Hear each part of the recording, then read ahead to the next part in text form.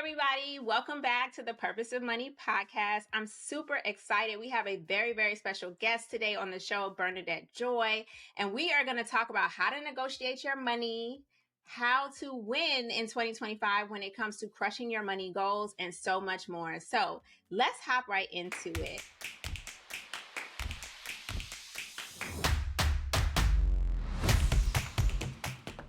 Bernadette Joy is amazing just because she's a part of my FinCon crew. But in addition to that, she is a money all-star because she paid off $300,000 in debt in 3 years and invested $1 million to reach her net worth number and more in her 30s as a first-generation Filipina. Let's talk about that a little bit more. She also earned her MBA from UNC Chapel Hill and launched Crush Your Money Goals in 2020, which is her educational media platform designed to help people transform their finances and become more confident leaders in making boss money moves. I'm so here for it. And she's also an expert contributor to CNET, CNBC, and so much more. Without further ado, Bernadette, welcome to the show. Wow, thank you. I was watching him like, wow, she's so good at this. Oh, thank you. Well, I mean, you made it easy, honey, because your life is definitely worth everything to talk about and to put in a book. So I'm super excited because today we get to talk about your new book, which we'll get to, but also your money story. So before we hop into the interview questions that everybody wants to know, I always like to get an understanding of your money journey and what was money like for you when you were growing up. So let's hit that question first. Sure. So, well, thank you for that wonderful introduction. I am my father's 8th of his 9 kids. And basically, the story is probably not much different from a lot of other folks who are growing up in America, which is we ain't got no money. So, so don't ask for things. And what was interesting for me in particular, though, was that I found out later that my father actually made kind of decent money, but because he had, 9 kids and all of us, were supposed to go to college and, all get good jobs and all that, he didn't have a lot of money just laying around, right? So I think one of the things that is really important that I look back in hindsight was the idea that, if you work really hard and you don't let people know what your problems are, you'll be successful. And actually, I found out later that working hard will only get you burned out without really a purpose, which is why I'm so glad we're talking about the purpose of money. And mental health was really not a topic at all within my household, even though I found out later that my mom was, diagnosed with bipolar. I didn't know it as a kid. Right. And so you have this combination of, immigrant pride, undisclosed mental health challenges, and the idea that just working for a big company is what's going to be your savior, working for the man.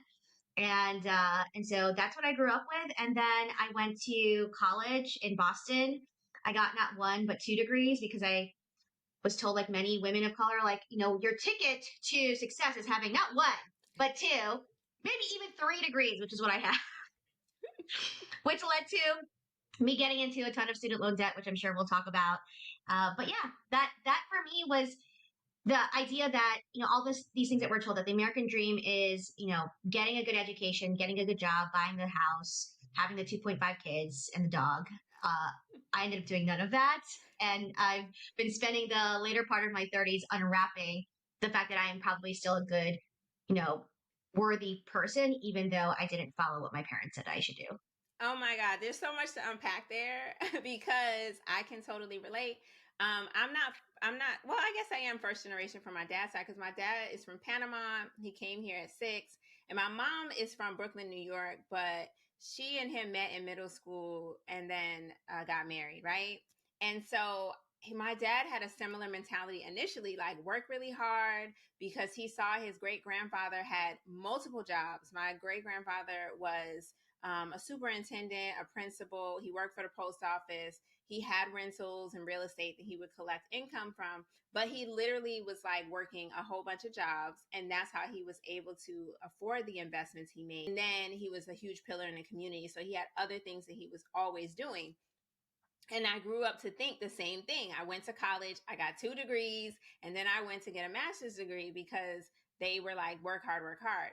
But they also had that entrepreneur spirit, even if they didn't fully embrace it themselves. Well, my mom did. I was raised by a full time entrepreneur for the most part.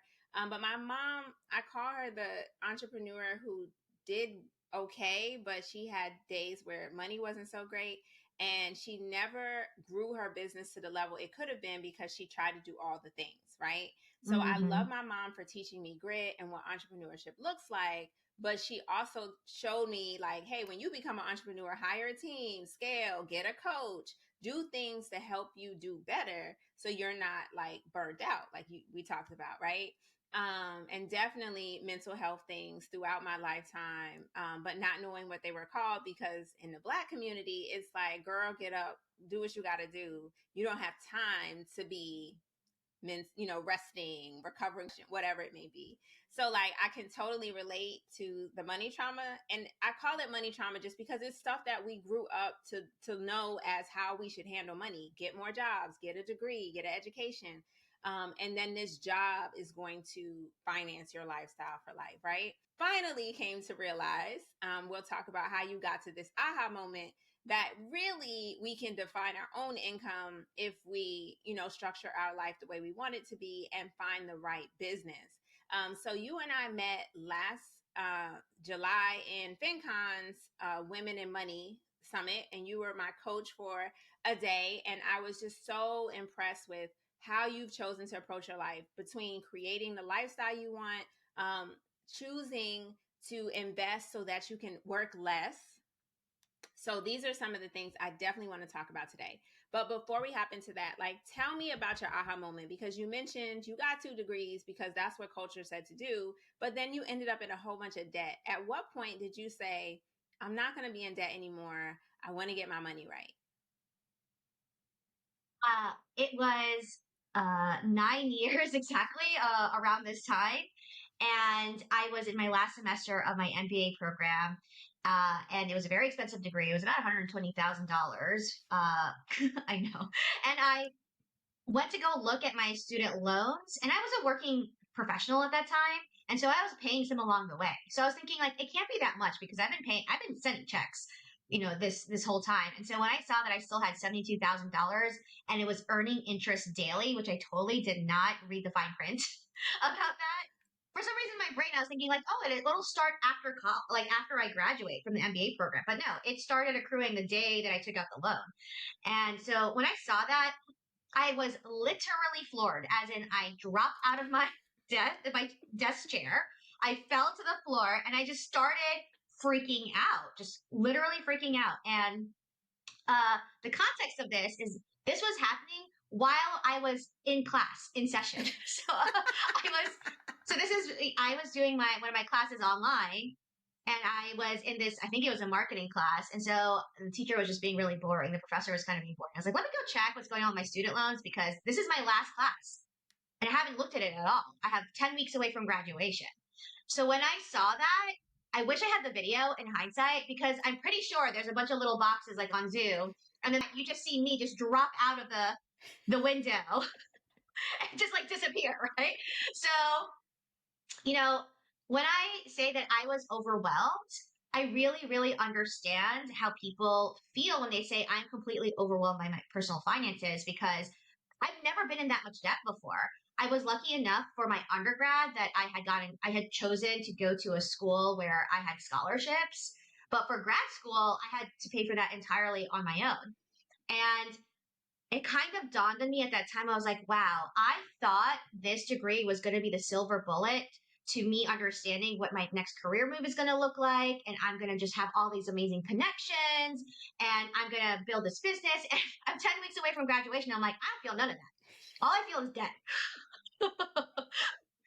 So as the story goes, I walk over to my husband. He was watching TV while I was in class. And I'm like, excuse my language, I effed up, right? I said to him, I really effed up. He's like, what are you talking about? I'm like, I have $72,000 student loans. I had no idea that I signed up for that much. And I don't have a clear plan on how to pay it off. Because how many of us went to school and said, oh, the plan is to go get a great job. But then you're like, wait, it's not that easy to just go get a great job. And his response, if you ever meet AJ, he is the chillest human being on earth, sometimes to a fault, where he was just like, well, all of our friends have debt, so it's not that big of a deal. Like all of our siblings had student loan debt. All of our friends have some sort of debt. Like it'll be fine, and we're smart. We can figure it out. But I said to him, I was just like, but some of our siblings have been holding on to their student loans for like 10 years now. And I'm like, I'm not spending another decade just being chained to student loans. And so I made this declaration. I was like, you know what? If I may sign up for this amount of debt and have no clue, then I can also declare that I will pay this off in really short amount of time and still have no clue, but at least I'll try, right? So the declaration was, I'm going to pay these student loans off in 2 years, which is hella aggressive. $72,000 in 2 years. I wasn't even making $30K at the time because I was in a part-time recruiter job. So that's more than what I make in a year, right? And you know what I said is just like, you know what? And this is where I think my mentality started around personal finance and around entrepreneurship and negotiating and all of that, is that if I don't set the bar high here, then I'm not even going to try. So I might as well set the bar high. And the worst case scenario is I'll be probably at what most average people do. So that's where it started, where we decided to, when I say we, my husband was just kind of voluntold on this plan. I'm going to pay off $72,000 in 2 years, which I mathed out was $36,000 a year, which was more than what I made, which was about $3,000 a month, which was about $750 a week, which was a little over $100 a day. And I said, okay, that's where I'm going to start. Find my first $100 to pay off towards this debt. And that's how I kind of trudged along for the first couple months. And I'm sure we'll talk more about actual strategy. In the beginning, I was just like, you got to do something. And that's how I started.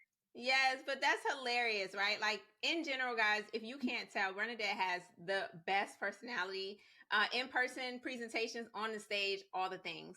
And so I just can't help but giggle when you're talking. I could see that happening. Like, yeah, class is if you meet me in person, you totally see that happening. Yeah, let me check on my student loans. Let's see what else the internet has for me, right? And then you're just like, ah! So you freaked out. You volunteered the hubby, which I love that, because I always tell people, things work better when you have other people holding you accountable and working towards the goals. So you volunteered hubby to get on board or get over it. And then what happened? So one strategy was, I love what you said. You broke it down. You didn't just say, oh my God, I have to make more than I make a year for 2 years now to get out of this debt. Most people would have been intimidated by that and given up. But you were like, nope, I need to make $100 a day. Where do I start? So tell me, what was the first thing that you decided to sell or do for $100 a day? And did it work out? So I'll say 3 things that I think would be applicable to most people. Is the first thing I did was I did have a little bit of savings, because if anything that my parents told, have savings in the bank. And because a couple of years before that, the reason I even got into the MBA in the first place was because I was so overworked in my day job that I ended up with a kidney stone that was big enough to have to get surgery on, meaning I was like never getting up from my desk to go to the bathroom or drink water, right? And the reason that's relevant is that when I had that kidney stone, I got my first foray into the United States healthcare system, where I had to pay the deductible, which was $10,000, right? So ever since then, I always had at least $10,000 in the bank in case something ever happened to me medically that I would need to pay the deductible. That was my thought process. But I did a really what felt like risky thing for me back then, which was, and this is what I teach people now, which was I dwindled my savings down to just 1 month's worth of expenses, so that I would at least have a 30-day emergency fund. I didn't need $10,000 to get through 30 days. And I took the rest of that and threw it at the debt. And what that made me realize was just that when you start thinking in net worth terms, if you're having savings over here and you have, debt on this side, and the debt is leaking out at, $5 a day in interest, the savings is just getting washed away in your net worth, right? So the first thing I did, which was scary for a lot of people, and I have to coach a lot of clients on this, is like if you just have money sitting there and you have debt that is leaking interest out the other side, then don't completely deplete your savings, but keep enough in there to get by for 30 days and then start throwing money at the student loans. And so, in one kind of decision on that, I was able to knock out the lowest student loan amount because it was like 7 or 8 different student loans that made up the 72,000. And just getting that, like, okay, I was able to knock out, like a $5,000 ish loan, like pretty quickly, like helped me get momentum. And that's when I use that debt snowball kind of method of just saying, okay, I understand why people like this. It feels like I could literally cross it off because I had an actual printout of all of my loans and I could like literally cross it off, and that felt so good. So then the second thing that my husband and I did was we just did whatever a lot of other people did, was we started like side hustling like crazy. And so back then, when I tell you my husband and I were side hustling like maniacs, like he was doing Uber and I was like selling jewelry, and we were like, this was a fun one. We were extras on television and it didn't really pay that much money, but we're just like, this, like, pay me pizza and like minimum wage, and I get just to stand around and like look at celebrities and whatever, right? So we did things that were at least within our interest. And the best side hustle that came out of that, which then is actually the predecessor for what is now Crush Your Money Goals, was I started doing consultations for people's resumes because I had been in recruiting for so long. Now, the part that I messed up early, and I say this in that if all of you are waiting to start something until you have the perfect solution, best thing to do is start, and you can always course correct. So when I first started doing resumes, I charged people $19 because $20 felt like I was just like, okay, I wanted to make it a no-brainer for people. I said, because for me, it didn't feel that hard. I could look at someone's resume in 5 minutes and just like exactly what's wrong with it. And in hindsight, this is what I tell, especially women of color. We are so used to the idea that we have to learn a new skill set, or i.e. get 3 degrees in order to make more money.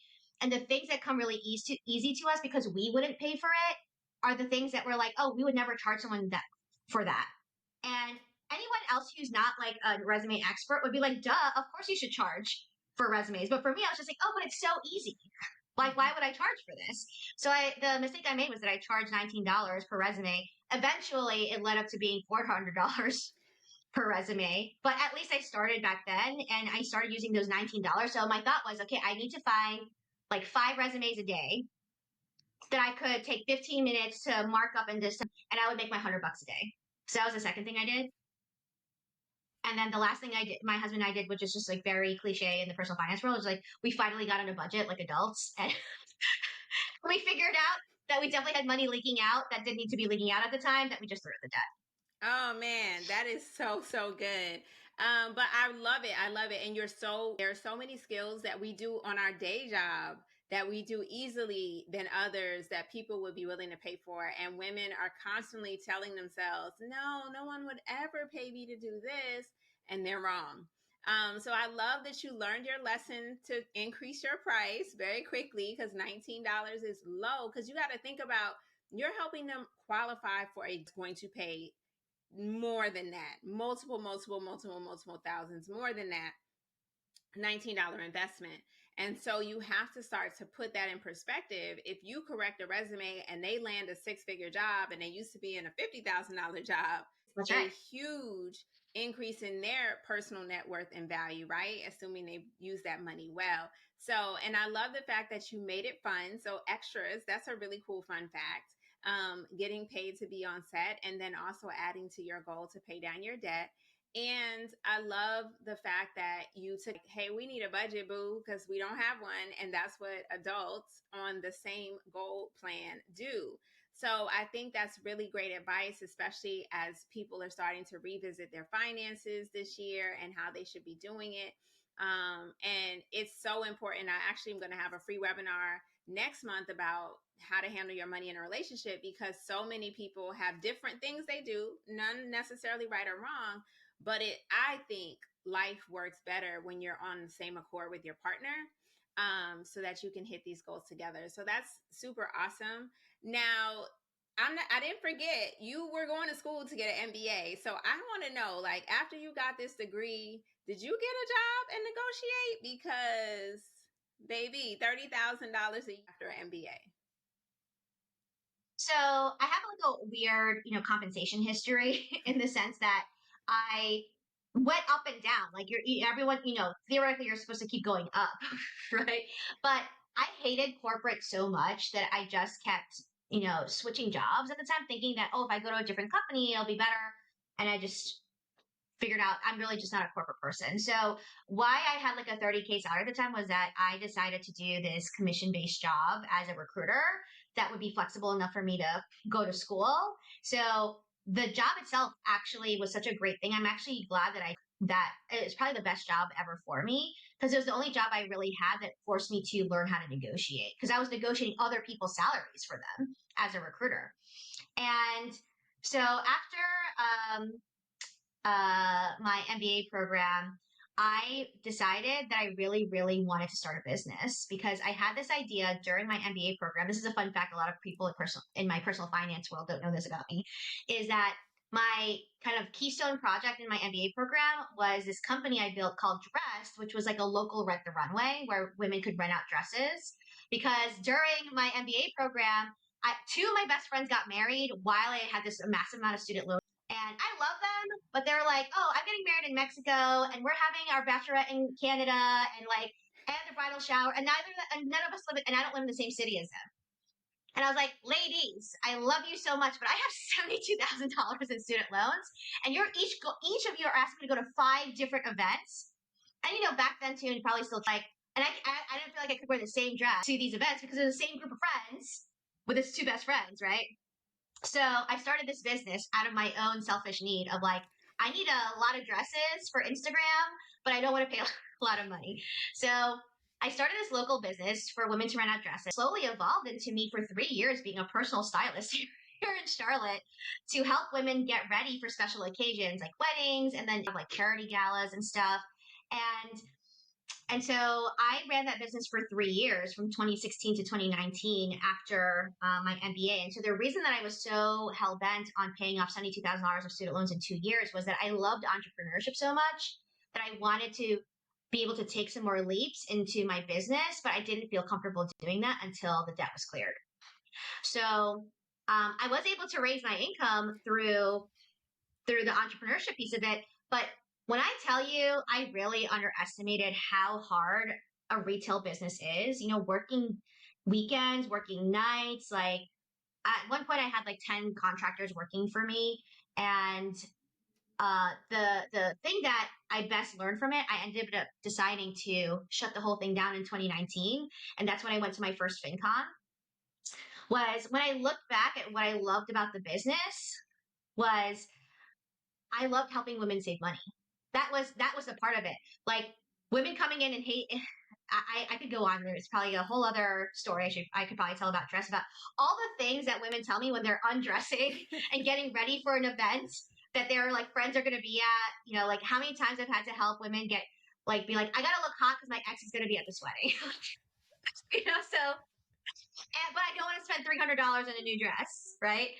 So when I look back on it, I learned so many amazing skills of entrepreneurship, like customer service and inventory management and marketing and social media and learning how to be on like local television. And then when I peeled back the layers of like, actually, I can still help women save money, but it doesn't have to be around retail. That's when in 2019, I went to my first FinCon. I saw Ramit Sethi on stage and was like, I think I can do that. I want to try. And in 2020, that's when we launched Crush Your Money Goals. Oh, I love it. And I think you got out just in time because 2020, we had the pandemic and people were not going anywhere. So where would they be wearing these fancy dresses? I love that story. I really think, I honestly, I'm not a religious person, but I was like, someone is looking out for me because, I mean, I closed that business end of 2019 and then first thing in I remember being in Boston in February and hearing about the first cases of COVID coming to fruition. And I was just like, whoa, I think I just dodged a bullet with this business that was entirely predicated on mass gatherings. Yes, yes.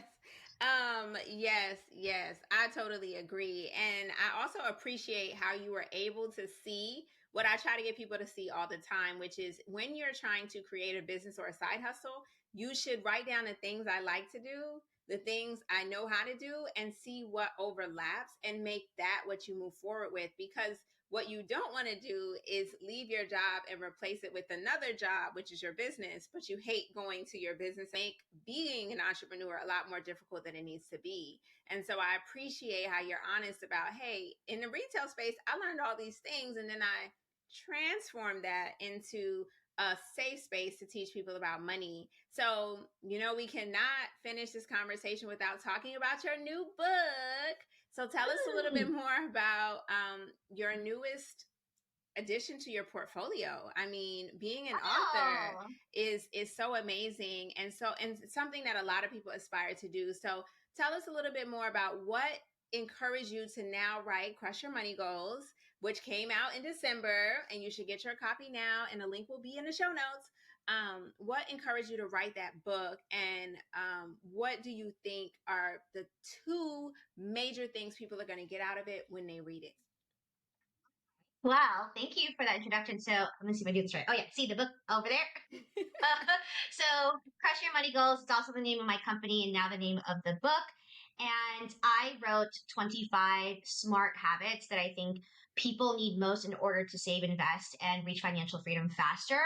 And what I think is the reason that I decided to write this book was there are a lot of books out there that tell you what you need to know, but I didn't find many books that told people what they need to do. Mm-hmm. It felt actually reasonable and tangible. And so even though there's 25 habits in here, they're written in a particular order. And when I tell people to read the book, I ask people to read the book in its entirety and then go back and pick one habit from each of the 5 sections and just work on those. The ones that they think make the most sense for their lifestyle. Because not all 25 habits will work for every single person, obviously. And I will brag on the book a little bit. Just last week, Oprah named it one of the top 10 books for 2025 for personal growth. And what I really loved about the review from the editorial team at Oprah Daily is they said in the beginning, they said there's a lot of books. They said there's a bazillion books out there telling you need to invest and, compound interest and all this jargon. And they said this book isn't that. This book is the book that people need to read right now in 2025 that actually feels like it will stand the test of time, but also be relevant in the current moment. And so I'm really proud of that. And the two things in particular that I would love your audience specifically to look out for in the book is making negotiation a habit.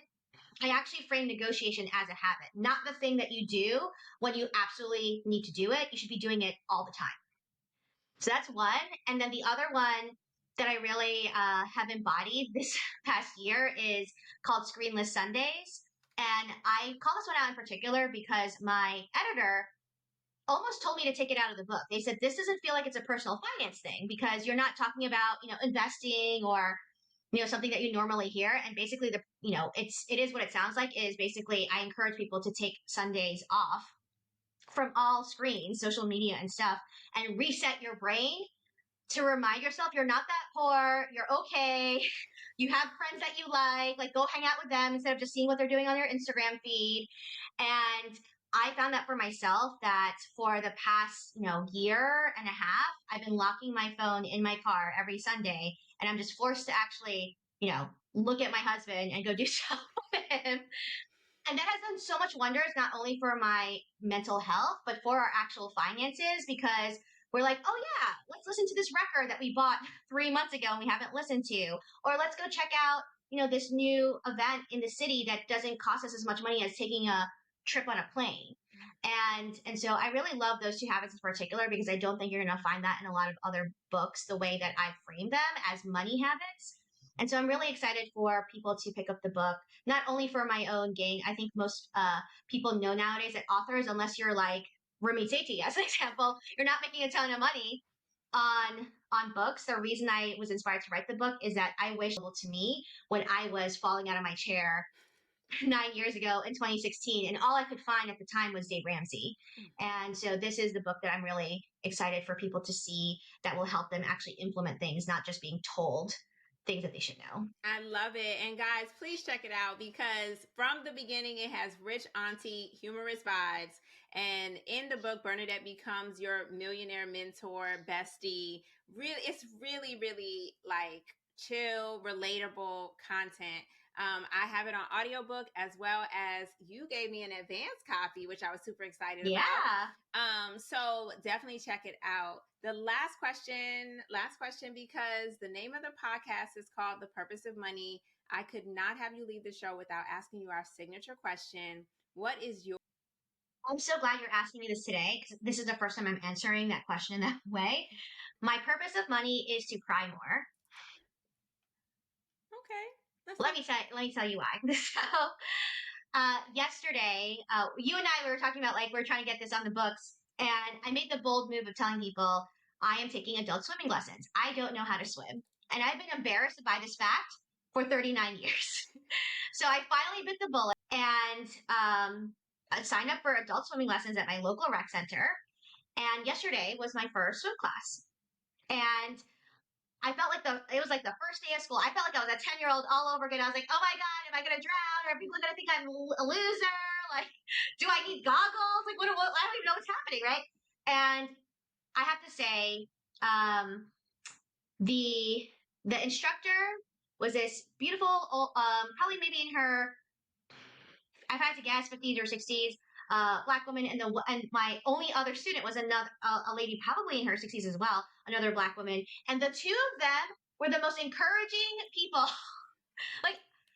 like just so patient and so cheering me on, and so yesterday I think I might even cry right now. Yesterday I floated on my back for the first time like ever in my life. Like ever. And in my first class. And so I'm looking at the ceiling and I'm like, have my goggles on. And I had this real thought. I said, wow, I might actually have a shot at saving my own life if I ever really needed to, which I never felt before going into the water. And so like, so I feel so like silly saying, but I just like started crying, like while I was like floating in this like rec center pool. And then of course I had this moment like, oh my gosh, like is anyone seeing me? But I'm like, oh wait, I'm in a pool of water with goggles on, like nobody can tell that I'm crying. And I came back home to my husband yesterday and I started crying to him and I said, look, I like did this thing. And I realized that the purpose of money for me is to find more moments like that where it actually are these moments of joy or relief, so much so that it brings tears to you. So that's where I am right now in my life. That might be the best answer to the question on the show yet, because Bernadette Joy is seeking more moments of joy and doing it by getting her money right. It's already right, but you're helping others too. So guys, we talked about it. Crush Your Money Goals. Get the book, get the audio book, check it out. Before we go, Bernadette, tell us, where can people find, follow you, and fall in love? Fall in love. Thank you so much for having me. This is so fun. CrushYourMoneyGoals.com. You can learn about the book and all of my programs. I host regular classes, both live and around the country. So check those out. And then if you like this type of content, I have a YouTube channel at Bernadette Joy, and we post every Monday, just quick tips. And if you like my style here, there's more of that over there at Bernadette Joy, spelled with the word debt. Yes, I believe it, because I have become a true fan, and I'm so glad that you graced us with your story and so much more today. Thank you so much for being on the Purpose of Money podcast. Until next time, guys, keep building generational wealth.